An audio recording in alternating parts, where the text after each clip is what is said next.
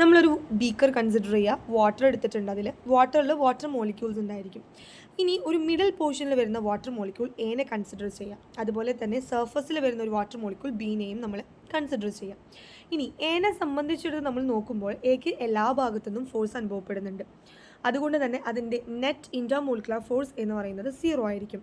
But നമ്മൾ ബീനെ consider ചെയ്യുമ്പോൾ നമുക്ക് കാണാൻ സാധിക്കും ബിക്ക് മുകളിൽ നിന്നും ഫോഴ്സ് അനുഭവപ്പെടുന്നില്ല, സൈഡുകളിൽ നിന്നും താഴത്തു നിന്നുമാണ് ഒരു ഫോഴ്സ് അനുഭവപ്പെടുന്നത്.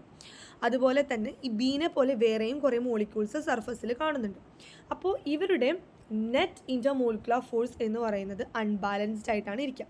അതുകൊണ്ട് തന്നെ ഈ സർഫസിൽ ഒരു സ്ട്രെച്ച്ഡ് മെംബ്രെയിൻ പോലെ ഇവർ എക്സിസ്റ്റ് ചെയ്യുന്നതായിട്ട് കാണാം. അപ്പോൾ ഇങ്ങനെ ഒരു സ്ട്രെച്ച്ഡ് മെംബ്രെയിനായിട്ട് എക്സിസ്റ്റ് ചെയ്യുന്നതിനെയാണ് നമ്മൾ എന്തെന്ന് പറയുന്നത് സർഫസ് ടെൻഷൻ എന്ന് പറയുന്നത്.